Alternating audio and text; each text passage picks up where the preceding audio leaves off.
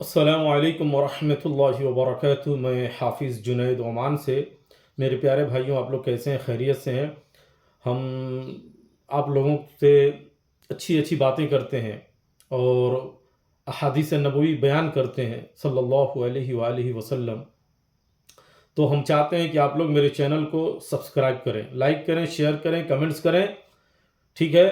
आप लोग जो है वो सब्सक्राइब नहीं करते हैं, लाइक नहीं करते हैं, ज़रूर किया करिए।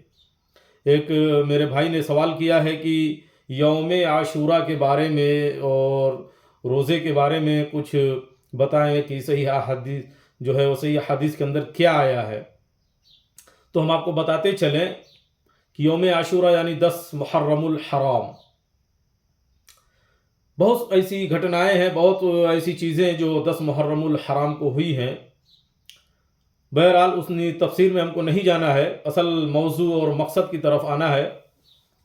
तो हम आपको बताते चले कि सही बुखारी की हदीस है। अम्मा आयशा रज़ियल्लाहु ताला अन्हा बयान करती हैं कि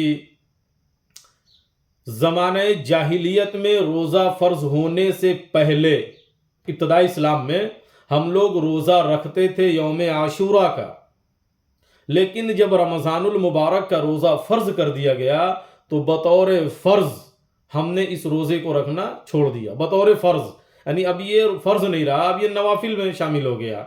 ठीक है? और ये एक सुन्नत भी है कि अल्लाह के रसूल सल्लल्लाहु अलैहि वसल्लम भी इस रोज़े को रखा करते थे और सहाबा को भी कहा करते थे रोज़ा रखने के लिए। ठीक है? लेकिन जब आप सल्लल्लाहु अलैहि वसल्लम मदीना तशरीफ़ ले गए, मदीना, इब्न अब्बास रज़ी अल्लाह तआला अन्हु से रवायत है कि जब आप सल्लल्लाहु अलैहि वसल्लम, सही मुस्लिम की हदीस, कि जब आप मदीना तशरीफ़ ले गए तो क्या देखा कि वहाँ के यहूदी भी रोज़ा रखते हैं। तो यहूदियों से पूछा गया कि भाई तुम लोग यौम आशूरा का रोज़ा क्यों रखते हो? तो यहूदियों ने कहा कि हम लोग इस यौम आशूरा का रोज़ा इसलिए रखते हैं कि यौम आशूरा के दिन यानी 10 मुहर्रमुल हराम को अल्लाह तबारक व तआला ने हमें फ़िरौन से और फ़िरौनियों से, उसकी फ़ौज से अल्लाह ने निजात दी और इसी दिन फ़िरौन और उसकी फ़ौज को अल्लाह तबारक व तआला ने गर्क कर दिया था।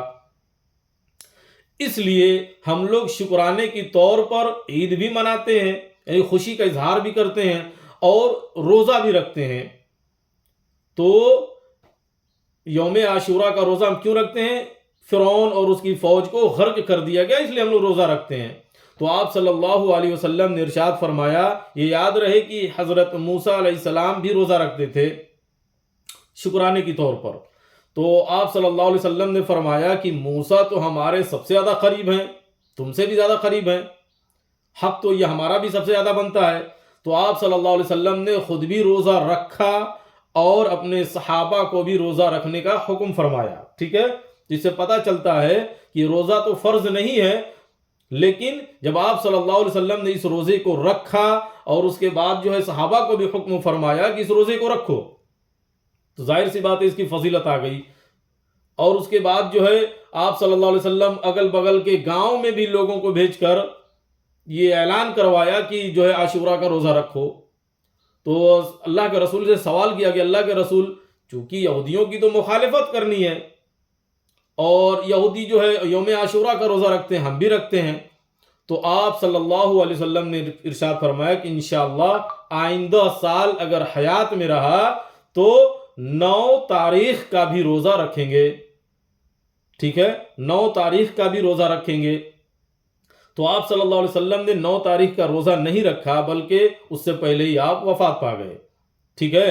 तो इस बात से पता चली कि अल्लाह के रसूल सल्लल्लाहु अलैहि वसल्लम ने पहले ही इशारा कर दिया था कि आइंदा साल 9 मुहर्रमुल हराम को भी मैं रोज़ा रखूंगा अगर जिंदा रहा तो।